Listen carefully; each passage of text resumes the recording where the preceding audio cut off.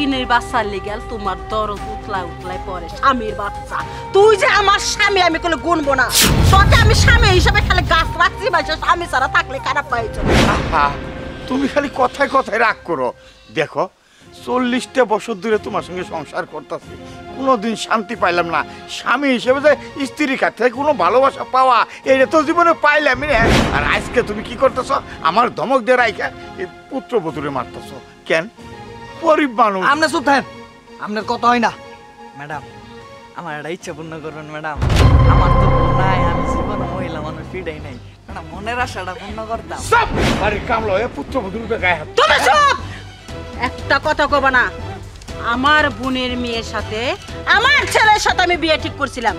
এই বান্দির বাচ্চা ফকিনের বাচ্চাকে বিয়ে কইরাই না আমার মান সম্মান ক্যারেক্টার লুজ করছে।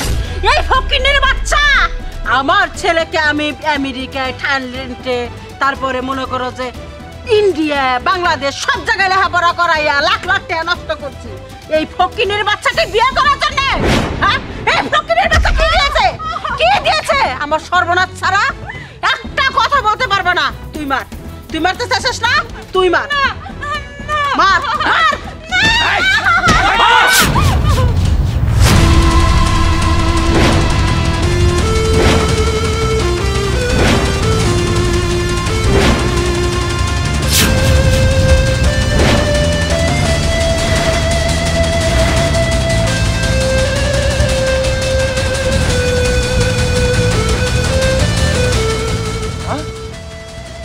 এতটা জঘন্য? হ্যাঁ, তুমি আমার বউয়ের সাথে এরকম নির্যাতন করছো, তাও একটা ছেলে মানুষের দিয়া। সি সি সি সি, আমি ভাবতেও পারি না। আজকে যদি আমি নিজের চোখ দিয়ে না দেখতাম তাহলে তো কোনোদিন বিশ্বাসই করতে পারতাম না মা। আমি আজকে আসছিলাম এই থানায় একটা জরুরি কাজ নিয়ে, কিন্তু বাসায় এসে দেখি মা আমি একটা গরিবের মেয়ে বিয়ে করেছি। তোমার সমস্যাটা কি? সমস্যাটা কি মা তোমার, বলো। আমার টাকায় তোমার হয় না? আমি মাসে মাসে যে স্যালারিটা পাই 40-50 হাজার টাকা তোমার হাতে আমি তুলে দিই। হ্যাঁ, আমার অনেক টাকা লাগবে। তোর ধারণা আছে তোর পিছনে আমি কত টাকা ব্যয় করেছি? এই টাকাগুলো তো আমার উঠাইতে হবে। এই ফকিনের বাচ্চাকে বিয়ে করার জন্য কষ্ট করে আমি কি তোর পুলিশ অফিসার বানাইছি? এই ফকিনের বাচ্চা কয় টাকা দিয়েছে আমাকে? চুপ করো মা, তুমি আমার সাথে টাকার হিসাব করছো? হ্যাঁ, কিসের তো অহংকার তোমার? আরে তোমাকে আমি এখন পর্যন্ত চালাচ্ছি, তোমার মৃত্যুর আগ পর্যন্ত আমি চালাবো। তোমার কত টাকা দরকার? আমার স্যালারি যা আছে তুমি নিয়ে নিও। প্রয়োজনে বাবা যে সম্পত্তিগুলো আমার জন্য রেখেছে সেগুলো তুমি নিয়ে নিও। তারপরেও আমি তোমার সন্তান হিসেবে তোমার কাছে ভালোবাসা চাই। আরে আমি ভালোবেসে গরিবের মেয়ে বিয়ে করে এনেছি, একটা এতিম মেয়ে। কোথায় তুমি তোমার ছেলের বউকে নিজের মেয়ের মতো করে দেখবে, আদর করবে, ভালোবাসবে? কিন্তু না, সেটা তুমি করনি। তোমার ভিতরে এত পরিমাণ অহংকার, টাকার লোভ, দিন দিন তুমি অন্ধ হয়ে গিয়েছো মা। ঠিক আছে, ঠিক আছে, থাকো তুমি তোমার বাড়ি নিয়ে। আমার যতটুকু আছে সমস্ত কিছু তুমি নিয়ে নাও।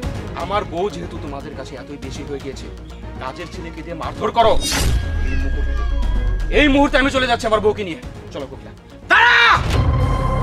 এই বাড়ি ছেড়ে যাইতে হইলে তুই যাবি না, যাইবে তোর মা। 40টা বছর ধরে সংসার করতেছি, কোনোদিন শান্তি পাই নাই, কোনোদিন তার উপর দিয়ে কথা বলতে পারিনি।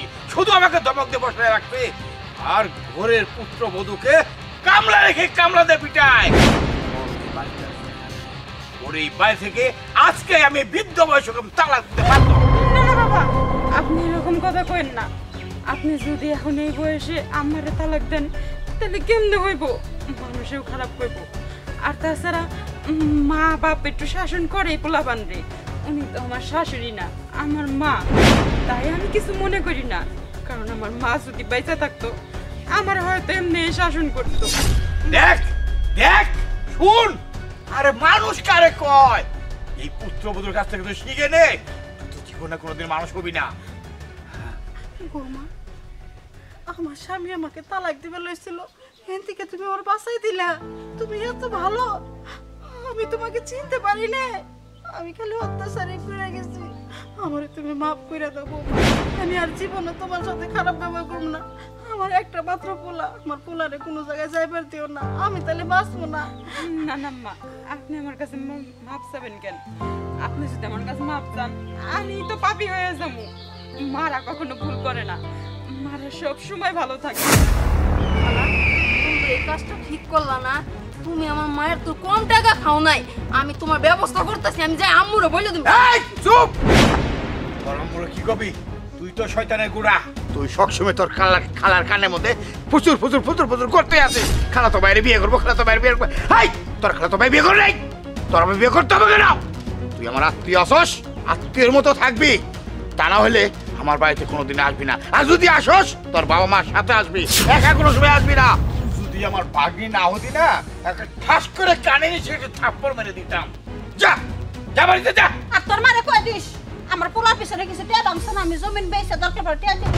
এই তুমি চুপ করো, যেতে দাও, যা। এই বউনে বাড়িতে যাও। বোমা চলো, আমি একবার ভালো হয়ে গেছি, আমার জামাই ভালো করে দিছে। চলো ঘরে চলো, পোলা ডাহো মেলা দিন পরে এসে ভালো মন্দ রাম আজকে। যাও।